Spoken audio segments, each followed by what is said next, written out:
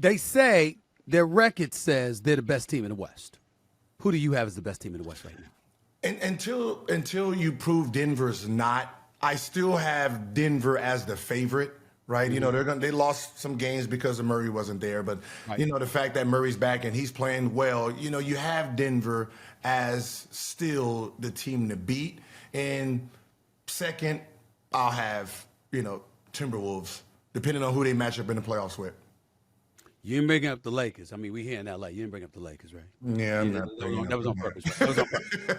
I'm not bringing up my Lakers, man. What the hell is wrong with them? Anthony Davis been balling, playing like an MVP and a Defensive Player of the Year candidate. LeBron is still LeBron. What the hell is up with the Lakers in your estimation? You know, I don't want to bash, you know, Ham because, you know, he finally adjusted his lineup. You know, there's this 80 mentality or this old school mentality of we put our defense only guys to guard these unstoppable offensive players, right? And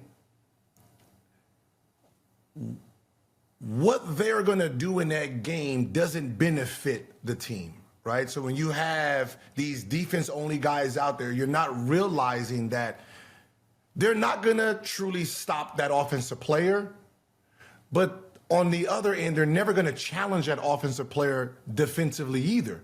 So that means that offensive player doesn't have anybody to guard, which means he's just going to junk up the game, right? It's like having Ben Simmons out there in the playoffs when you know he's not going to shoot the ball. I'm just going to sit back.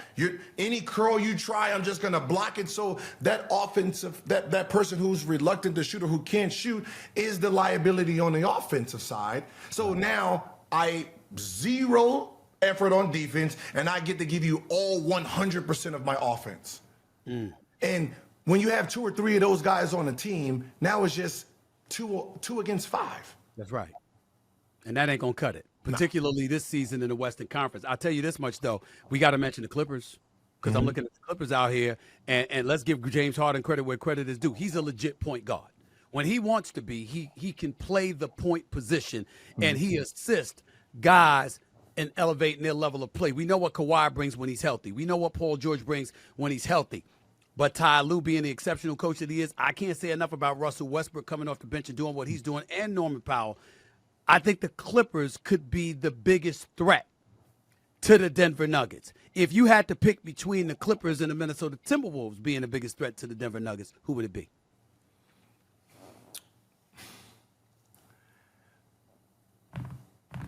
The reason I'm gonna say Minnesota still is because you need bigs against Jokic. Yeah. Right. And the fact that Clippers do play small ball with Kawhi at the 4, him at the 4, and he's not athletic. He's not an athletic 4.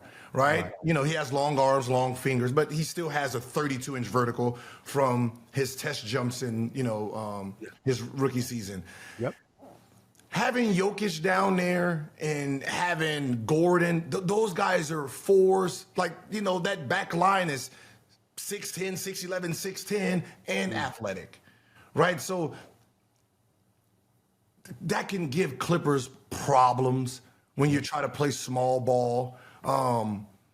And that's their best lineup, small ball. If they decide to go big, then they will be the problem. Then they're going to cause problems for Denver if they stay big. And especially if offensively, Cat can score.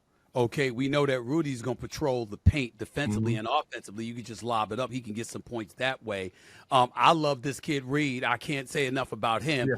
Mike Conley Jr. is an experienced, steady veteran that can make shots when it counts. And then, of course, there's Anthony Edwards. So I definitely agree with you about that.